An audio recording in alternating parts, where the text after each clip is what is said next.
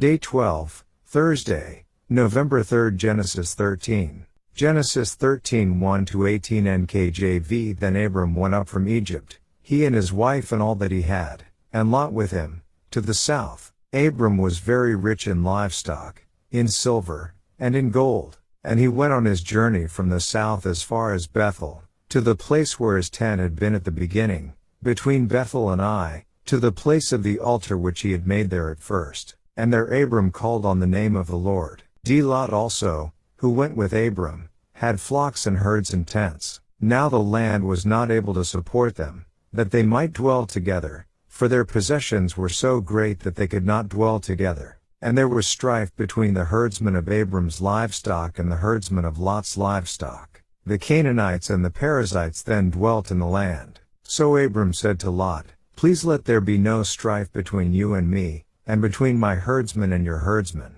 for we are brethren. Is not the whole land before you? Please separate from me. If you take the left, then I will go to the right, or, if you go to the right, then I will go to the left. And Lot lifted his eyes and saw all the plain of Jordan, that it was well watered everywhere, before the Lord destroyed Sodom and Gomorrah, like the garden of the Lord, like the land of Egypt as you go toward Zoar. Then Lot chose for himself all the plain of Jordan, and Lot journeyed east, and they separated from each other. Abram dwelt in the land of Canaan, and Lot dwelt in the cities of the plain and pitched his tent even as far as Sodom.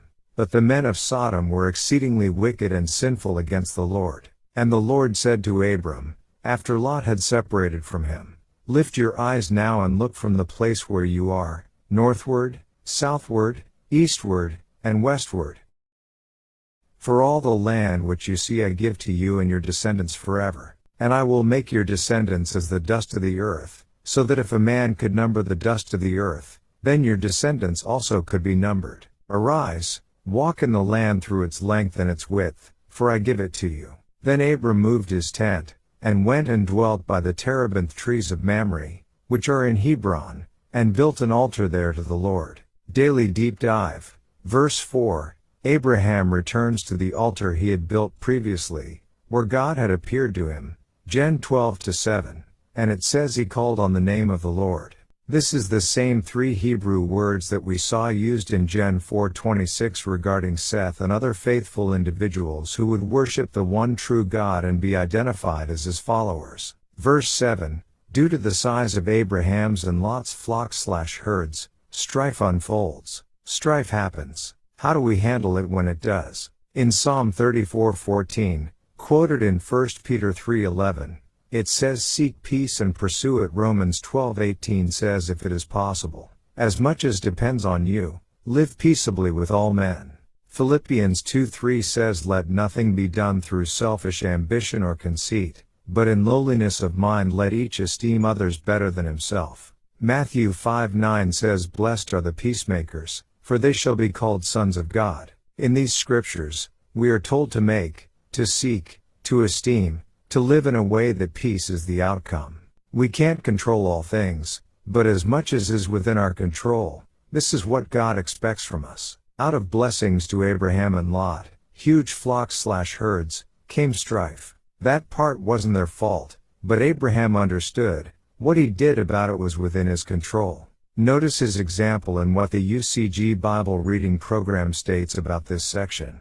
The story of the separation of Lot from Abram gives us a concise and interesting picture of Abram and how he dealt with others, as well as how he trusted God. When he and Lot returned to Canaan from Egypt, both were rich and had large flocks and herds. But as pasturage and water were in short supply, with all their possessions it was inevitable that strife would result. When the trouble came, Abram took the lead in resolving the dispute, though he could have made the decision unilaterally, being the elder, the patriarch of the clan and possibly Lot's foster father, since his real father had died years earlier. Genesis 11:28, he instead behaved himself with deference, care and entreaty. Not only was this an act of goodwill and humility, but it was also an act of faith. For Abram trusted that God would make good whatever would fall to him as a result of Lot's choice. Abram's motivation, faith and conduct are an example for all of us. End.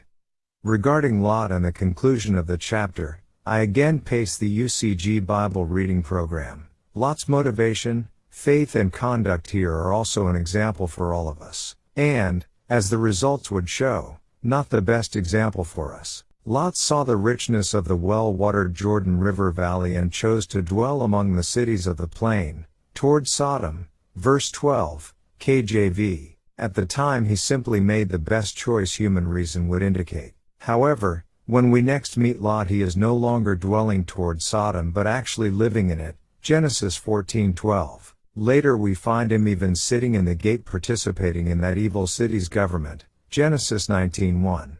Though a righteous man who was severely troubled by the depravity of the people of Sodom. 2 Peter 2:7-8. He was nevertheless corrupted by it, to the point of offering his daughters to be sexually assaulted. Genesis 19:8. Rather than trusting in God's protection, although it is possible that this was a lying ploy, which still shows lack of trust in God. When we last see Lot, though delivered with his life and posterity, his life is in shambles. He has lost his possessions in Sodom's destruction.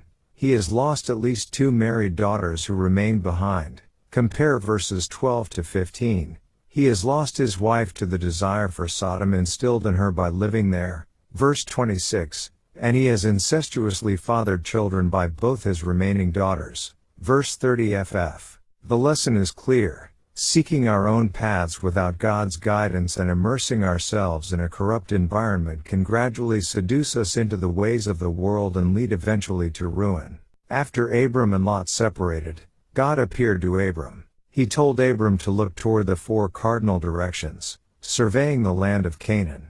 All that he could see, God assured him, would be given to him and his seed forever. In addition, God expanded his promises by telling Abram he would have vast numbers of descendants. It is probably significant that this incident occurs after Abram had expressed faith in God's providence by giving Lot first choice as to where he would dwell and pasture his flocks. End.